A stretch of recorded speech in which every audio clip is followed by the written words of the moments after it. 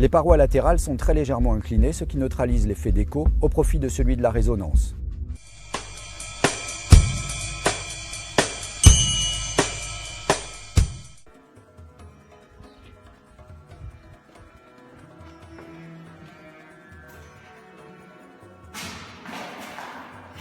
Alors là, on est dans ces droites.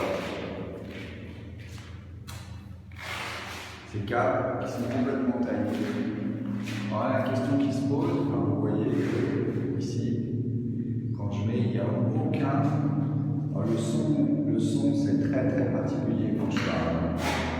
On a des effets en fait qui sont dus aux parois.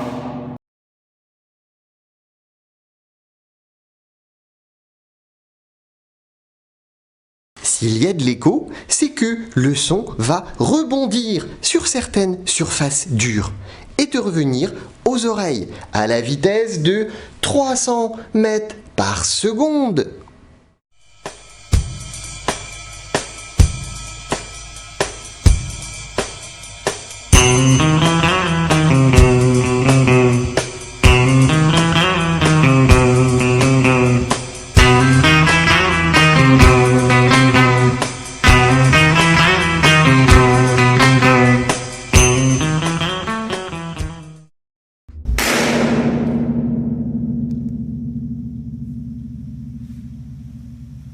La très légère inclinaison des parois qui neutralise l'effet d'écho.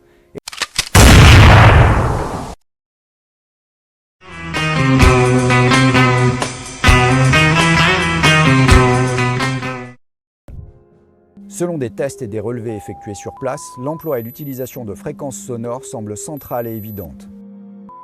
Bon, tout ça c'est un petit peu théorique, mais par chance, on a des moyens de visualiser ces fréquences fondamentales et harmoniques. Et donc je vais vous les montrer pour vous expliquer un peu avec un graphique comme exemple. Ce que vous voyez là, c'est ce qu'on appelle un spectrogramme ou un spectre de fréquences, et ça vous montre en fait le son produit par le piano que je vous ai fait écouter juste là. Ce que vous voyez là sur votre écran sur l'axe vertical, c'est l'amplitude. Plus c'est haut, plus c'est fort, plus c'est bas, moins c'est fort. Et ce que vous voyez sur l'axe horizontal, ce sont les fréquences, là qui vont de à peu près 200 Hz jusqu'à 20 000 Hz. Et on peut remarquer qu'il y a des pics. Et le premier pic, c'est cette fréquence fondamentale qui est à 440 Hz, qui correspond donc à la note que je vous ai fait écouter au piano. Et chaque pic suivant, on voit qu'ils sont plus faibles que la fréquence fondamentale, et ils vont apparaître à 2 fois 440 Hz, donc 880 Hz, 1320 Hz, c'est 3 fois 440 Hz, etc. À chaque multiple entier de la fréquence fondamentale, on a une harmonique qui est produite avec une amplitude décroissante plus on va dans les aigus.